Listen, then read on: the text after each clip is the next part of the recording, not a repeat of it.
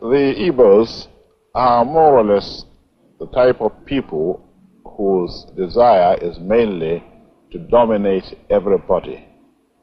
If they go to a village, to a town, they want to monopolize everything in that area.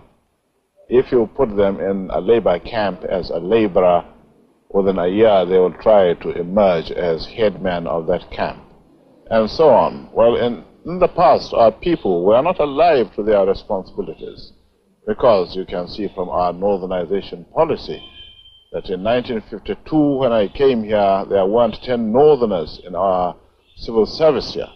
Then I tried to have it northernized, and now all important posts are being held by northerners. Is this policy of filling all key posts in the north solely with northerners and not with other Nigerians a temporary or a permanent one? In actual fact, what it is a northerner first. If you can't get a northerner, then we take an expatriate like yourself on contract. If we can't, then we can employ another Nigerian, but on contract too. This is going to be permanent, I should say, as far as I can foresee, because it will be rather dangerous to see the number of boys who are now turning from all our learning institutions coming out with having no work to do. I'm sure whichever government of the day might be, it will feel rather embarrassed, and it might even lead to bloodshed.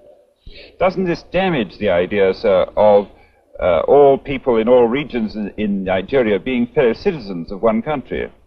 Well, it might, but you are, new to our region, but how many northerners are employed in the east or in the west? The answer is no. And if there may be 10 laborers employed only in the two. Very much pro-Biafra, in the sense that I recognize the fact that the Igbo had been wronged very desperately. They've been brutalized in a way that justified their feeling they were not part of the nation. Let me also say this. Biafrans were not entirely innocent in this affair.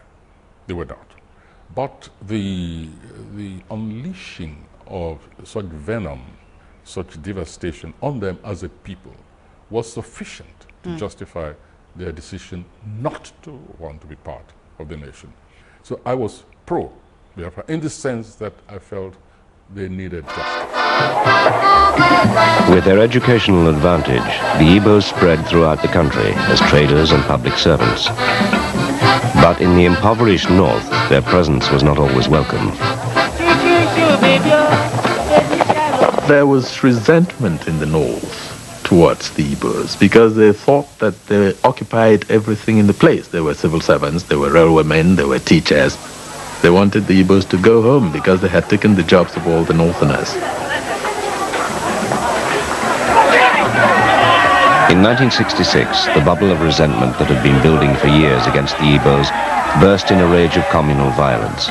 Northern civilians and soldiers rose in a vicious ethnic pogrom. Thousands of Igbos lost their lives.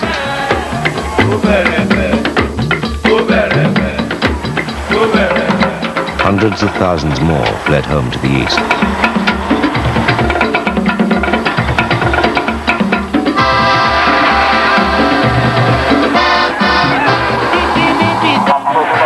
When the federal government proved incapable of halting the pogroms, Ojukwu, then a colonel and military governor of eastern Nigeria, grasped the opportunity. Showing from the first a gift for propaganda, Ojukwu mobilized the Igbos for secession from the north. Ojukwu's public relations were very good. The propaganda necessarily appeals to the senses and sensibilities of people. Along with Biafra, the northerners were going to advance. People worry that what Boko Haram is doing right now in the north might lead to a breakup of Nigeria. Others say we are too interwoven to split. Where do you stand? And carry on the jihad and kill everybody off in eastern Nigeria and dip the Quran in the sea. That was the euphemism used. Even the president said they have infiltrated his government. To do what? Must the North continue to rule? What devils?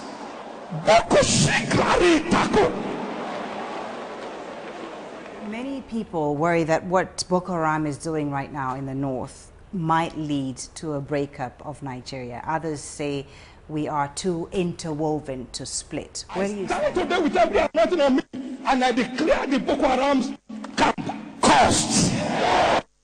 I declare their collaborators cursed. I decree their sponsors cursed.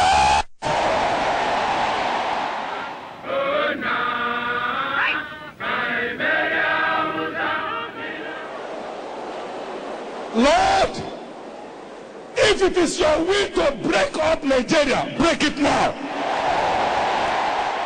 Aziketu koreasha, eberekete zizoreado, akitekeke, kokikataketa, bekeruta suse, eyesha. Come on, pray in the spirit, everybody. Pray in the spirit. Open fire. Call down the Holy Ghost fire to descend on the camp of the enemy. Enough is enough. Akati ketoko, breketu karatu, yesheki kikekoria. Benem, obrakanosa, akie ketoka, yeshishi keto, ebukate keno. Thank you. To stir up emotions, but it is impossible to forget that men, women, and children of our kith and kin were taken out of their beds and slaughtered. They were massacred in places of worship, in the streets, in marketplaces, and in vehicles trying to carry them to safety. Our people were being massacred all over Nigeria. And to be able to give them better protection in the circumstance available, when within the means available to me, what was done was, once you cross this line, you are home and safe. And Biafra, to a large extent, was in fact that line.